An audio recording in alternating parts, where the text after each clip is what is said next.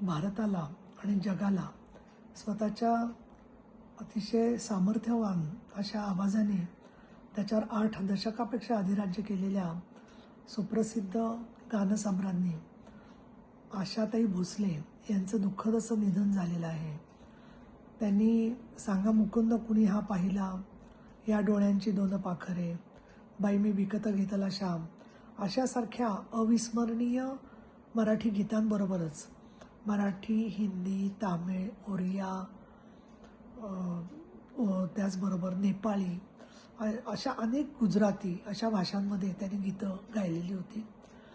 गंभीर, प्रेमळ, रागावलेलं, थोडंसं विनोदी, उडत्या चालीची, नृत्यावर शोभणारी अशी अनेक प्रकारच्या भावना व्यक्त करणारी गीतं त्यांनी गायली.